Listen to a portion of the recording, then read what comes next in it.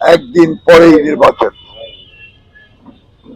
অনেক স্পেকুলেশন ছিল, অনেক কথাবার্তা ছিল সমগ্র দেশেই, বিশেষ করে মিডিয়াতে।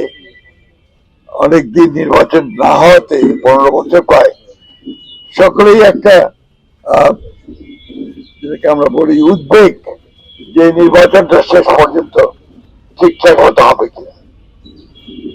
আমি এখন পর্যন্ত এই এবারকার নির্বাচনের যে পরিবেশ সেটাকে মোরলেস ভালো দেখলাম।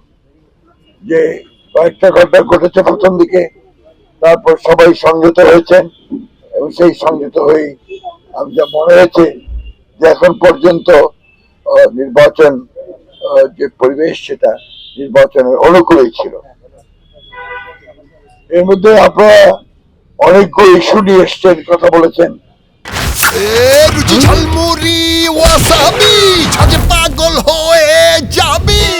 আমরাও আমাদের কাজ করেছি। প্রত্যাশাটা হচ্ছে আমাদের একটাই, যেটা আমরা দীর্ঘ 15-16 বছর ধরে লড়াই করেছি, যে একটা গণতন্ত্রের উত্তরণ, যেটাকে আমরা বলি ডেমোক্রেসি, গণতন্ত্রকে আবার পুনরায় ফিরিয়ে নিয়ে আসা। এই গণতন্ত্র, এই নির্বাচনটা হবে একটা গেটওয়ে। এই গেটওয়ে পাওয়ালে আমরা একটা গণতান্ত্রিক পরিবেশে ফিরে যেতে পারবো এর মাধ্যমে। আমি সেজন্যই আশা করছি যে নির্বাচনটা সুষ্ঠু হলে গণতন্ত্রের যে ব্যবস্থা, আমাদের রাষ্ট্র ব্যবস্থা, সমাজ, সবকিছুতে গণতন্ত্রের চর্চা করার সুযোগ সৃষ্টি হবে। সেই জন্যই এই নির্বাচন থেকে আমি ব্যক্তিগতভাবে অনেক বেশি গুরুত্ব দিই। যেটা আমি এর আগে বললাম, যে রাজনৈতিক দলগুলো আমার মনে হয়েছে যে কম বেশি অত্যন্ত সতর্কতার সঙ্গে এবং তাদের নিজস্ব স্বকীয়তা রক্ষা করে নির্বাচনটা যেন হয় সেভাবেই তারা কাজ করেছেন। আমি খুব আশাবাদী যেখানে নির্বাচন ভালো হবে, এটা আমরা আশা করছি। তার মধ্যে দলগতভাবে সেই ধরনের কোনো চিন্তা ভাবনা আমরা করিনি। তবে কিছুটা আপনার বললাম না, কিছুটা উদ্বেগ থেকেই যায়, উদ্বেগটা থেকেই যায়,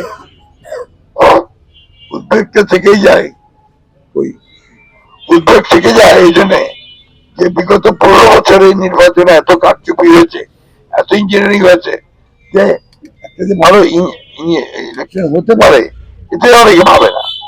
মাথার মধ্যে সবসময় আপনার ওইটা কাজ করে যে বোধহয় কিছু হবে।